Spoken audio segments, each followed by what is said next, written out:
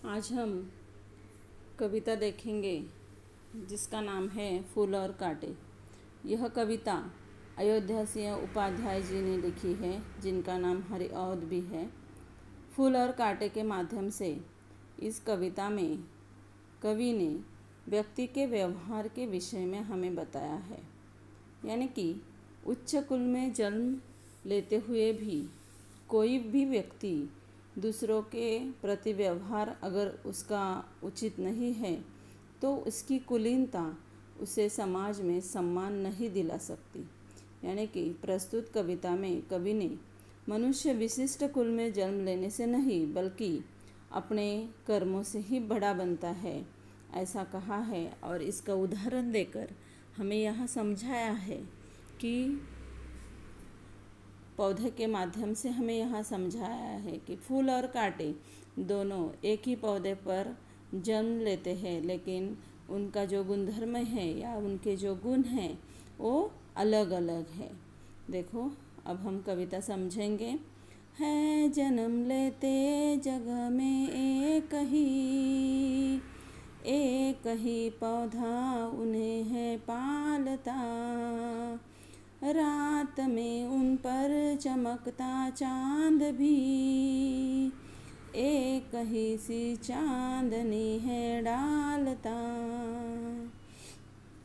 ये प्रस्तुत इस पंक्तियों में कवि ने यह कहा है कि पौधा जो है वह पौधा फूल और कांटा इन दोनों को जन्म देता है। फूल और कांटा एक ही पौधे पर आते हैं और उस फूल और कांटे का जो पालन पोषण यह है या भरण पोषण है, यह भरण पोषण पौधा ही करता है। यानी कि पौधों की जो मूलियाँ है उसमें से पानी फूल को समान मिलता है, कांटे को भी वही पानी मिलता है।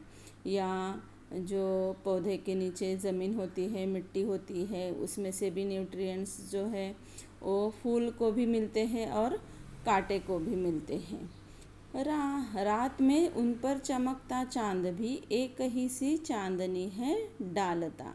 यानी कि जब रात में चांद चमकता है तो वह चांद अपनी शीतल चांदनी फैलाता है और वो चांदनी फूल को भी देता है और कांटे को भी देता है। यानी कि फूल और कांटा दोनों को समान रूप में वह चांदनी देता है। जैसे कि बच्चे एक ही क्लास में पढ़ते हैं, बहुत सारे बच्चे एक ही क्लास में पढ़ते हैं, लेकिन उन बच्चों में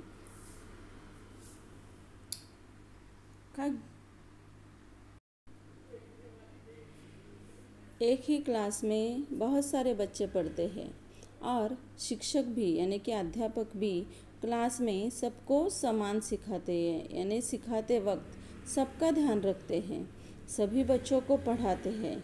उसी तरह पौधा फूल को भी पालता है और कांटे को भी भरण पोषण करता है। और रात में जो चांद चमकता है वह चांद अपनी शीतल सी चांदनी फूल को भी देता है और कांटे को भी देता है। यानी कि समान रूप से देता है, किसी को कम या किसी को ज़्यादा देता है क्या? नहीं।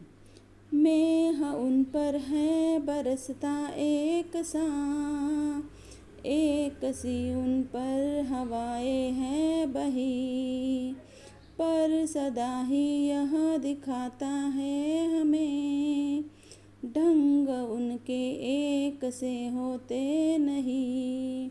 मेह यानी कि क्या? बादल। हमें मालूम है कि अभी भी बादलों का मौसम या बारिश का मौसम चल रहा है। जब बादल पृथ्वी पर जल बरसते हैं तो दोनों पर समान रूप से बरसते हैं। यानी कि फूल पर भी बादल बरसते हैं और कांटे पर भी बादल बरसते हैं। किसी एक पर कम या ज़्यादा बरसते हैं क्या? नहीं। और उन पर फूल और कांटा इन पर जब प्यारी हवा बहती है तब वह प्यारी हवा दोनों के ऊपर समान रूप से बहती है। यानी कि फूल को भी हवा लगती है और कांटे को भी हवा लगते हैं, पर सदा हमें यह दिखाता है कि एक जैसी परिस्थितियाँ होकर भी या पलकर भी फूल और कांटे का जो स्वभाव है, ढंग यानी कि स्वभाव, जो स्वभाव है वो स्वभाव एक जैसा नहीं होता, एक दूसरे से भिन्न होता है। यानी कि फूल और कांटा दोनों पर भी पौधे पर पलते हैं, उनका जन्म दोनों का पौधे पर होता है। चांद उन पर समान रूप से शीतल चांदनी डालता है, बादल भी समान रूप से उस पर बरसता है, हवाएं भी समान रूप से उन पर से बहती है। फिर भी उनका ढंग जो होता है या स्वभाव होता है वो स्वभाव एक जैसा नहीं होता। जैसे कि हर माँ बाप के एक या दो बच्चे होते हैं, लेकिन दोनों का स्वभाव एक जैसा होता है क्या? नहीं। उनका भरण पोषण भी माँ बाप ने किया है, उनको जो कुछ लगता है वो भी माता और पिताजी देते हैं, लेकिन वो दोनों बच्चे एक दूसरे से बहुत अलग होते हैं, बहुत डिफरेंट होते हैं। उनका स्वभाव एक जैसा नहीं होता। किसी को ज़्यादा गुस्सा आता है, किसी को कम गुस्सा आता है, ऐसे होते हैं। या हम क्लास का भी एग्ज़ाम्पल ले सकते हैं। क्लास में सभी बच्चों को अध्यापक बहुत अच्छी तरह से पढ़ाते हैं, लेकिन कुछ बच्चों को ज़्यादा मार्क्स मिलते हैं तो कुछ बच्चों को कम मार्क्स मिलते हैं। यानी कि समान रूप से अगर अध्यापक पढ़ाए भी, परिस्थितियाँ एक जैसी हो भी, लेकिन उसका जो रिज़ल्ट आता है वो रिज़ल्ट एक जैसा नहीं होता। यहाँ पर भी फूल और कांटे एक ही पौधे पर है, लेकिन उनके जो गुण हैं, उनके जो स्वभाव है वो स्वभाव अलग से है, वो स्वभाव भिन्न है। कैसे भिन्न है हम देखेंगे। वो देखो, छेद कर कांटा किसी की उंगलियां, फाड़ देता है किसी का वर वसन, प्यार डूबी तितलियों के पर कतर, भौर का है वेद देता शाम तन। देखो, कांटे का स्वभाव कैसा है। अगर हम फूल तोड़ने के लिए जाते हैं, अगर हम पौधे के पास जाते हैं तो कांटा क्या करता है? हमारी उंगलियां फाड़ देता है। क्या करता है? कांटा किसी की भी उंगलियां फाड़कर उसे घायल कर देता है। या किसी का वसन यानी कि वस्त्र, किसी का भी वस्त्र, वो सुंदर वस्त्र भी फाड़ देता है। जबकि फूल और क्या करता है कांटा? तो प्यार में डूबी जो तितलियाँ होती है, जो फूलों पर बैठती है, फूलों पर बैठने के लिए आती है, उन तितलियों के भी वो पर कतर देता है। पर यानी कि पंख, कतर देने यानी कि काटना, वो तितलियों के पंख काटता है। और भौरा जो होता है, उस भौरे के शरीर को भी वो क्या, तन यानी कि शरीर, भौरे के शरीर को, वेद यानी छेदना, भौरे के शरीर को भी वह छेद देता है। ऐसी किसका स्वभाव है? ये कांटे का स्वभाव है। यानी कि नुकसान पहुंचाना, दूसरों को नुकसान पहुंचाना किसका स्वभाव है? कांटे का स्वभाव है। तो फूल का स्वभाव कैसा है? देखो, फूल लेकर तितलियों को गोद में, भौर को अपना अनूठा रस पिला, निज सुगंध और निराले रंग से, है सदा देता कलीजी की खिला। फूल का स्वभाव कैसा है? देखो, फूल क्या करता है? तो फूल तितलियों को अपने गोद में लेता है, प्यार से वो अपने गोद में लेता है, भौरों को अपना रस पिलाता है। अनूठा यानी कि निराला, मीठा मीठा रस वो भौरों को पिलाता है, बहुत प्यार से पिलाता है। और क्या करता है फूल? तो फूल हमें सुगंध देता है। क्या देता है? सुगंध। और निराले रंग से, यानी कि निराली रंगों की छटा से फूल हमारे मन को प्रसन्न कर देता है। फूल के बहुत सारे रंग होते हैं। नीला रंग नहीं होता, लेकिन पीला होता है, लाल होता है, गुलाबी होता है ना। तो फूल उसके रंग से हमें प्रसन्न कर देता है। कली जी की खिलना या जी की कली खिलना, यह मुहावरा इसमें आया है, जिसका मतलब है खुश होना। आपकी शब्द वाटिका में यहाँ आपको वो मुहावरा दिया है। देखो, जी की कली खिलना यानी कि खुश होना। इस मुहावरे का आप अपने वाक्य में प्रयोग कीजिए या करो। तो फूल अक्सर प्यार करता है। क्या करता है? प्यार करता है, दूसरों का मन प्रसन्न करता है या दूसरों को सुगंध देता है। वैसा स्वभाव कांटे का होता है क्या?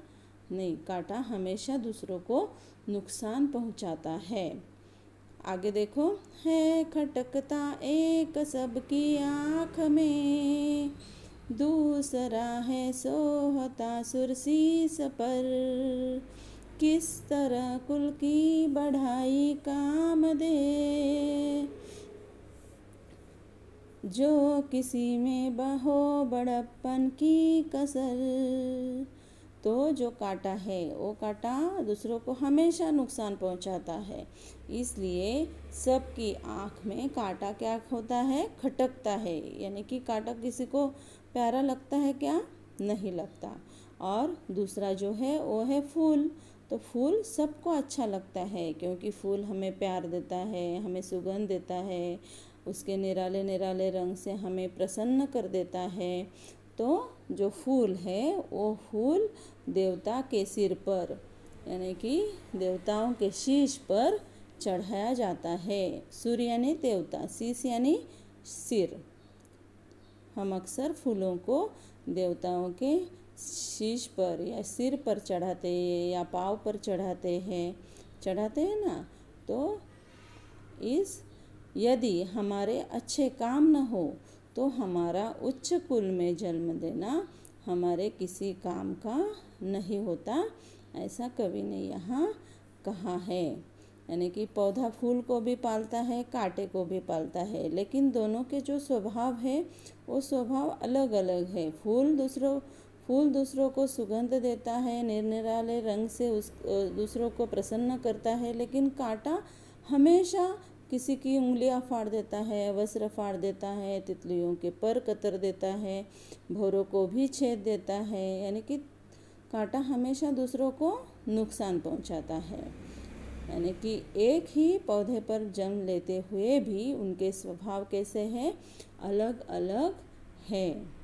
ऐसा इस कविता से हमें सीख मिलती है। यहाँ देखो, मैंने समझा जो है वो आपको आज लिखना है। आपने इस कविता से क्या समझा, ये आपको इसमें लिखना है। और यह जो मुहावरा है, आज का अभ्यास देखो क्या है, मैंने समझा लिखना है अपनी कॉपी बुक में। और यह जो मुहावरा है, इस मुहावरे का अपने वाक्य में प्रयोग करना है। और यहाँ पर बताओ तो सही कहाँ है, क्या बताना है आपको कि तुम्हें कौन सा फूल पसंद है, क्यों पसंद है। फूल का नाम लिखना है, उसके उपयोग लिखने हैं, उसका गंध कैसा होता है ये लिखना है। यह है आज का अभ्यास। सभी बच्चे यह अभ्यास अपनी कॉपी बुक में लिखकर उसका फ़ोटो मुझे भेजेंगे। ठीक है, समझ में आई कविता सबके? कल जिस किसी ने भी कल यह कविता मुझे लिखकर नहीं भेजी है, शब्द वाटिका में से नए शब्द लिखकर नहीं भेजे हैं, वो सब पहले ये लिखो, कविता लिखो, शब्द वाटिका से शब्द लिखो, फिर मैंने समझा लिखो, फिर मुहावरे का वाक्य में प्रयोग करो और बाद में बताओ तो सही। यह जो है यह आपको अपनी कॉपी बुक में लिखना है और उसका फ़ोटो मुझे आज ही भेजना है।